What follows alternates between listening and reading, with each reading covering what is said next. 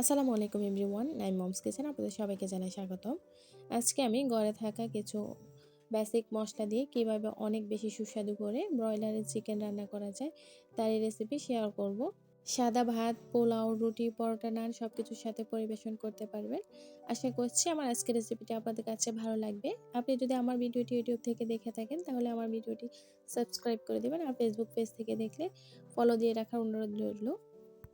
এখানে আমি 1 কেজি থেকে বেশি চিকেন নিয়েছি, আর এই চিকেনগুলোকে আমি রেগুলার কাট করে নিয়েছি। এবার আমি এখানে দিয়ে দিচ্ছি হাফ চা চামচ হলুদ গুঁড়া, হাফ চা চামচ দিচ্ছি লবণ। এবার আমি এগুলোকে একটু মিশিয়ে নিচ্ছি, হাত দিয়ে এগুলোকে ভালোভাবে মিশিয়ে নিতে হবে। এই পর্যায়ে আপনারা চাইলে এখানে কিছুটা লেবুর রস দিতে পারেন, তাহলে চিকেনের যে আঁশটে গন্ধটা থাকে সেটা আর থাকবে না। এগুলোকে আমি রেস্টে রেখে দিচ্ছি 10 থেকে 15 মিনিটের জন্য। এখানে আমি কিছুটা গরম মশলা নিয়েছি, এক টুকরো বড় সাইজ দারচিনি, নিচ্ছি 2টা তেজপাতা, নিচ্ছি একটা আদা, নিচ্ছি 2-3টা গোলমরিচ এবং 2-3টা লং, নিয়েছি 1 টুকরা জয়ত্রী, নিয়েছি 3-4টা এলাচ, আর নিয়েছি 1 কাপ পেঁয়াজ কুচি। পেঁয়াজটাকে আমি ব্লেন্ডারের জাগে নিয়েছি। দিয়ে দিচ্ছি আদা এবং দারচিনি, তেজপাতা বাদে আমি সবগুলো মশলা এখানে দিয়ে আমি এগুলোকে ব্লেন্ড করে নিচ্ছি। মশলাগুলো ব্লেন্ড করে নেওয়ার পর এবার আমি এগুলোকে একটা বাটিতে ঢেলে নিচ্ছি।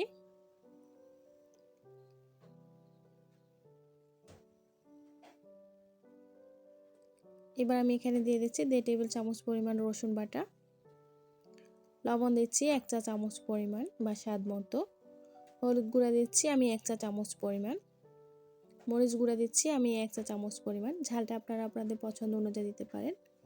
আর আমি আরও কিছুটা ঝাল দিয়েছি। জিরা গুঁড়া দিচ্ছি আমি 1 চা চামচ পরিমাণ, ধনিয়া গুঁড়া দিচ্ছি আমি 1 চা চামচ পরিমাণ, 2 চা চামচ দিয়ে দিচ্ছি আমি এখানে গরম মশলাটা আমি একটু বেশি নিচ্ছি এখানে। এবার আমি সব মশলা একসাথে ভালোভাবে মিশিয়ে নিচ্ছি। এবার মশলাগুলোকে রান্না করার আগে মিশিয়ে নিলে এগুলো তেলে দিলেও পুড়ে যাওয়ার কোনো চান্স থাকে না, এবং বাটা মশলার যে স্বাদটা থাকে ওই স্বাদটা মাংসে আসে। সব কিছু ভালোভাবে মিশিয়ে নিয়েছি, এটাকে আমি একটা সাইডে রেখে দিচ্ছি 10 থেকে 15 মিনিটের জন্য। এবার আমি চুলায় মাংসটাকে ভাজতে চলে যাচ্ছি। আমি একটা প্যানে পরিমাণ মতো কিছুটা তেল গরম হতে দিয়েছি। এবার তেলটা ভালো মতো গরম হয়ে আসলে আমি এখানে মাংসগুলো দিয়ে দিচ্ছি।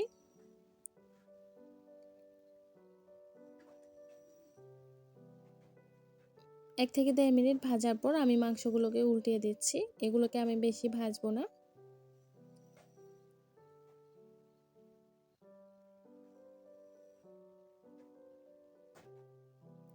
মাংসগুলোকে আমি 2 পাশটা উল্টে পাল্টিয়ে 2 থেকে 3 মিনিটের মতো সময় নিয়ে ভেজে নিয়েছি। এবার আমি মাংসগুলোকে তেল ঝরিয়ে উঠিয়ে নিচ্ছি।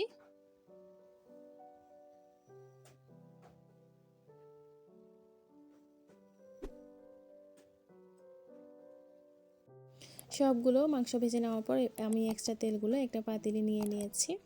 এবার তেলটা কিছুটা গরম হয়ে আসলে আমি এখানে দিয়ে দিচ্ছি তেজপাতাটাকে আমি কিছুক্ষণ নেড়ে ছেড়ে এখানে দিয়ে দিচ্ছি আগে থেকে মিশিয়ে রাখা মশলাগুলো।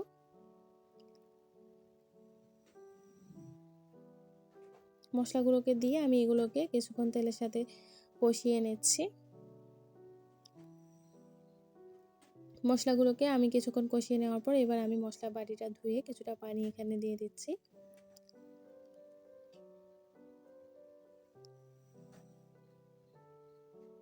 মশলাগুলোকে আমি একদম ভালো মতো কষিয়ে নিয়েছি, দেখতে পাচ্ছেন মশলা থেকে তেল ছেড়ে দিয়েছে। এবার আমি ভেজে রাখা মাংসগুলোকে মশলার মধ্যে দিয়ে দিয়েছি।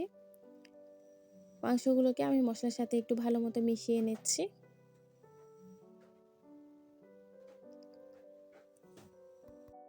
মাংসগুলোকে মশলার সাথে ভালোভাবে মিশিয়ে নেওয়ার পর এবার আমি একটা ঢাকনা দিয়ে ঢেকে দিচ্ছি। চুলার আঁচটা মিডিয়াম টু লোতে রেখে আমি এগুলোকে রান্না করে নিচ্ছি 6 থেকে 7 মিনিটের মতো। দেখতে পাচ্ছেন 6 থেকে 7 মিনিট পর মাংসগুলো থেকে বেশ কিছুটা পানি ছেড়ে দিয়েছে। যেহেতু আমি মাংসগুলো বেশি ভাজি নাই তাই এগুলো থেকে অনেকটাই পানি ছেড়ে দিয়েছে। মাংসগুলোকে আমি বেশ কিছুক্ষণ সময় নিয়ে ভালো মতো কষিয়ে নিয়েছি। এবার আমি এখানে আমার আন্দাজ মতো কিছুটা পানি দিয়ে দিচ্ছি। আপনারা মাংসে কতটুকু ঝোল রাখতে চান সেই হিসাব করে মাংসে পানি দিবেন, আর মাংসের পানিটা অবশ্যই গরম পানি দিবেন। গরম পানি দিলে মাংসের স্বাদ এবং টেক্সচার দুটোই ভালো থাকে। এখানে আমি দিয়ে দিচ্ছি 3টা কাঁচা মরিচ। এবার আমি এগুলোকে নেড়েচেড়ে মিশিয়ে ঢাকনা দিয়ে ঢেকে দিচ্ছি। চুলার আঁচটা মিডিয়াম টু লোতে রেখে আমি মাংসটাকে রান্না করে নিয়েছি আরও 10 থেকে 12 মিনিটের মতো। আমার মাংসটা প্রায় হয়ে এসেছে। এবার আমি এখানে দিয়ে দিচ্ছি 1 টেবিল চামচ পরিমাণ ধনিয়া পাতা কুচি। ধনিয়া পাতা দিয়ে আমি মাংসটাকে একটু মিশিয়ে নিয়ে চুলাটা বন্ধ করে দিয়ে ঢাকনা দিয়ে ঢেকে দিচ্ছি 5 মিনিটের জন্য। 5 মিনিট পর দেখতে পাচ্ছেন আমার মাংসটা কতটা সুন্দর হয়েছে আর এটা ঝোলটা কতটা ঘন হয়ে এসেছে। এটা দেখতে যতটা লোভনীয় হয়েছে খেতে তার থেকেও বেশি মজা হয়েছে। আশা করছি আমার আজকের রেসিপিটি আপনাদের কাছে ভালো লেগেছে। আমার রেসিপিটি যদি আপনাদের কাছে একটুও ভালো লেগে থাকে তাহলে প্লিজ আমার চ্যানেলটি সাবস্ক্রাইব করে অবশ্যই আমার পাশে থাকবেন এবং আমার ফেসবুক পেজটি ফলো দিয়ে রাখবেন। বিদায় নিচ্ছি আজকের মতো। ভালো থাকবেন সবাই। আসসালামু আলাইকুম।